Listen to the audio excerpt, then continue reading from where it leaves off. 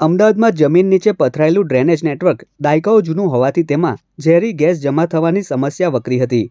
આ ગેસના દબાણ અને રાસાયણિક પ્રક્રિયાને કારણે સીવેજ લાઇનો ક્ષતિગ્રસ્ત થતી હતી, જેના પરિણામે રસ્તા ઉપર મોટા ભૂવા પડવાની ઘટનાઓ વારંવાર બનતી હતી।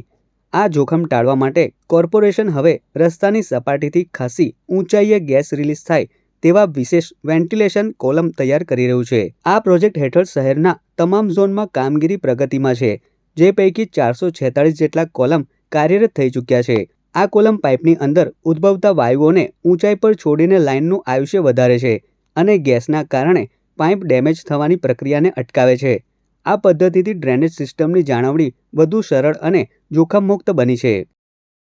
વેન્ટિલેટિંગ કોલમો શું થાય છે, અંદર જે આ બધા ગેસ જે ઉત્પન્ન થાય છે તેને ઉપર ઊંચાઈમાં રિલીઝ કરે છે, જેનાથી શું થાય છે કે અંદર આ બધા ગેસ જમા ના થતાં રિલીઝ થતાં પાઇપના ટોપ ઉપરના પ્રેશર ઘટી જાય, એટલે આ પ્રકારની જે ડેમેજ થવાની પ્રક્રિયા ધીમી પડી જાય અને કાં તો એને નિવારી બી શકાય છે।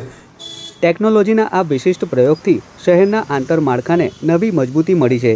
સીવેજ નેટવર્કની ક્ષમતા સુધરતા રસ્તાઓ પરના ભૂવાનું જોખમ ઘટ્યું છે અને નાગરિકોની સુરક્ષામાં વધારો થયો છે।